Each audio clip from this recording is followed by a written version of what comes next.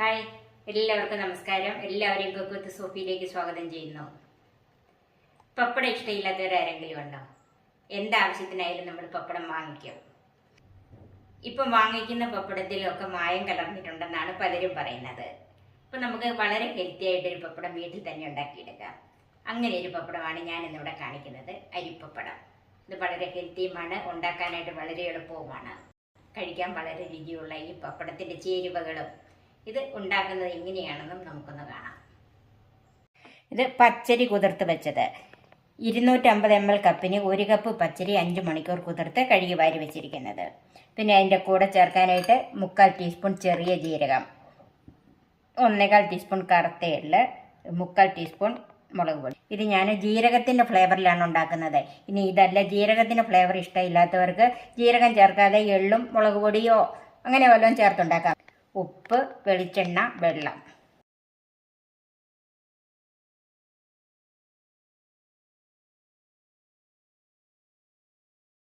ആദ്യം നമുക്ക് ഈ അരി ഒന്ന് അരച്ചെടുക്കണം. ഇത് വറുത്ത അരിപ്പൊടിയിൽ ഉണ്ടാക്കാനായിട്ട് അല്പം ബുദ്ധിമുട്ടാണ്. അല്ലെങ്കിൽ ഇത് അരി പൊടിച്ചെടുക്കണം. പച്ചപ്പൊടിയാണ് ഇതിന് നല്ലത്. അല്ലെങ്കിൽ ഇതുപോലെ അരി അരച്ചെടുക്കണം.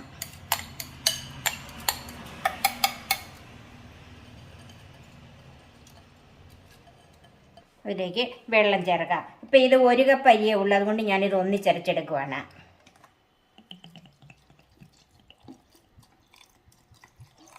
ഇതിൻ്റെ ഏകദേശം നികക്കെ തന്നെ ഇതുപോലെ തന്നെ വെള്ളം ഒഴിച്ചു കൊടുക്കണം.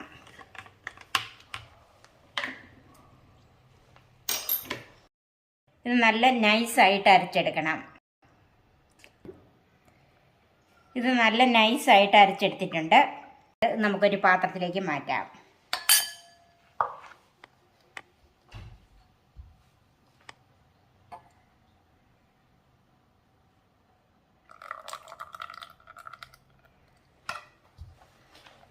ഇതിന് ദോശമാവിനേക്കാളും അല്പം കൂടെ ലൂസായിട്ട് വേണം ഈ ബാറ്റർ ഉണ്ടാക്കിയെടുക്കാൻ. കുറച്ച് വെള്ളം കൂടെ ആറിലേക്ക് ഒഴിച്ചിട്ട് ഇതിലേക്ക് ചേർക്കാം.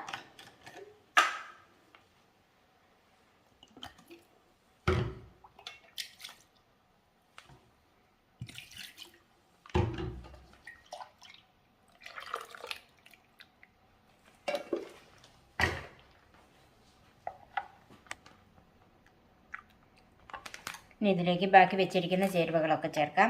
മുളക് പൊടി, വറ്റൽമുളകാണ് ചേർക്കുന്നതെങ്കിൽ ചേർത്തരയ്ക്കുന്നതെങ്കിൽ അരി അരയ്ക്കുന്ന കൂടെ ചേർത്തരച്ചെടുക്കണം.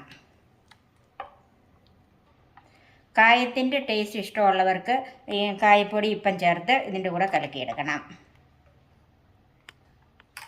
ഇതിലേക്ക് ചെറിയ ജീരകം, കറുത്ത എള്ള്,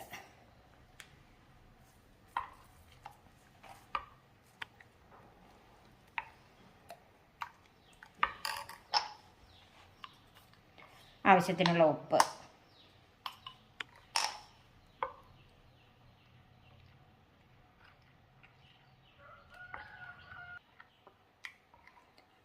മറ്റ് പപ്പടങ്ങളെ പോലെ ഉപ്പ് മുമ്പിലൊന്നും നിൽക്കണ്ട. നമുക്ക് ആവശ്യത്തിനുള്ള ഉപ്പ് മാത്രം ചേർത്താൽ മതി. ഇത് ചെറിയ പാത്രങ്ങളിലാക്കി ആവിയിൽ വേവിച്ചെടുക്കുവാണ്. നമുക്ക് സ്റ്റീമറിൽ വെള്ളം തിളയ്ക്കാൻ വെക്കാം. സ്റ്റീമറിൽ വെള്ളം തിളയ്ക്കാൻ വെച്ചിട്ടുണ്ട്. വെള്ളം നന്നായിട്ട് തിളച്ചിട്ടുണ്ട്.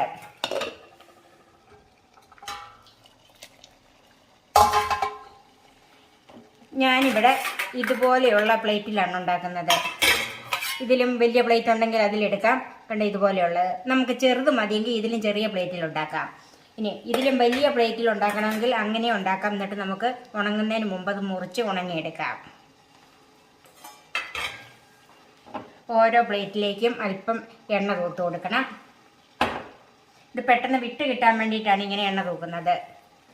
ഇതുപോലെ നന്നായിട്ട് എണ്ണ തൂക്കണം. ഇതുപോലെ കണ്ടോ,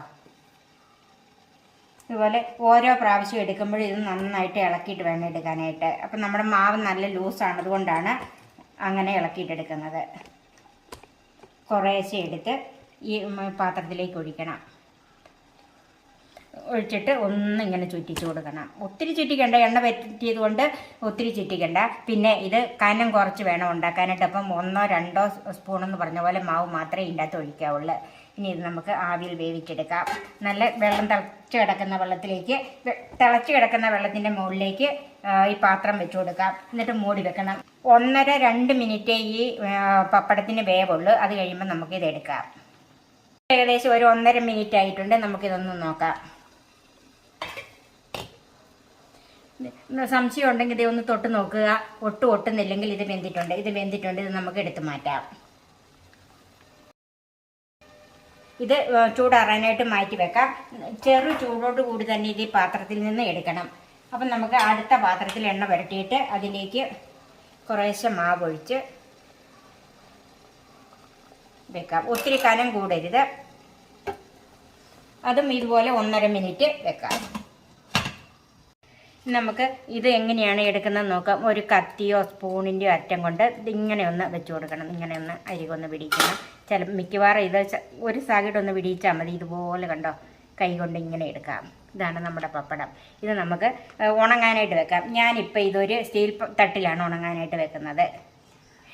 പേപ്പറിൽ ഒരിക്കലും വെക്കരുത്. പേപ്പർ അല്പം നനവുള്ളത് കൊണ്ട് ഇത് പേപ്പർ ഒട്ടിപ്പിടിക്കാനുള്ള സാധ്യതയുണ്ട്. സ്റ്റീൽ പാത്രത്തിലോ അല്ലെങ്കിൽ പായലോ അങ്ങനെ ഏതെങ്കിലും പാത്രത്തിൽ വെച്ച് നമുക്ക് ബാക്കി ഉണങ്ങിയെടുക്കാം. പിന്നെ ഓരോന്നും എടുത്തു കഴിഞ്ഞും അടുത്ത പ്രാവശ്യം ആ പാത്രത്തിൽ തന്നെ വെക്കണമെങ്കിലും എണ്ണ തൂത്ത് കൊടുക്കണം. ഇപ്പം ഞാൻ ഇത് ഉണ്ടാക്കി കഴിഞ്ഞ് പല പാത്രത്തിലാക്കി വെച്ചിട്ടുണ്ട്. കണ്ടോ, ഇതുപോലെയാണ് പാത്രത്തിൽ വെച്ച് ഉണക്കിയെടുക്കാം. ഇനി നമുക്കിത് വെയിലത്ത് വെച്ച് ഉണക്കിയെടുക്കാം. ഒരു 2-3 മണിക്കൂർ കൊണ്ട് ഈ പപ്പടം നന്നായിട്ട് ഉണങ്ങിയെടുത്തിട്ടുണ്ട്. ഇപ്പം എന്താ ഒടിയുന്ന രീതിയിൽ നല്ല രീതിയിൽ ഉണങ്ങിയെടുത്തിട്ടുണ്ട്. നമുക്കിതൊന്ന് വറുത്തെടുക്കാം. അതിന് എണ്ണ ചൂടാകാൻ വെച്ചിട്ടുണ്ട്. എണ്ണ നല്ലവണ്ണം ചൂടായി നമുക്ക് പപ്പടം ഇട്ട് കൊടുക്കാം.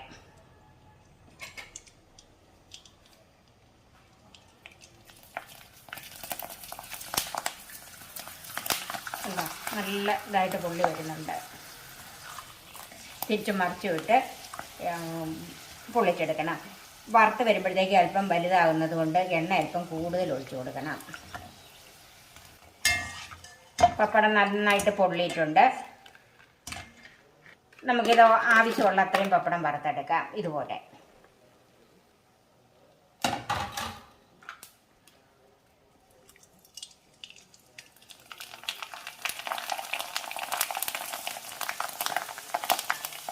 നല്ല ക്രിസ്പിയായ അരിപ്പപ്പടം കണ്ടോ, എങ്ങനെ വേണമെങ്കിലും നമുക്ക് പൊടിച്ചെടുക്കാം. അതുപോലെ പൊടിഞ്ഞ് കിട്ടുന്ന നല്ല ക്രിസ്പിയായ അരിപ്പപ്പടം നമുക്ക് വീട്ടിലുണ്ടാക്കിയെടുക്കാം. നിങ്ങളും ഇതുപോലെ ഒന്ന് ചെയ്ത് നോക്കണം.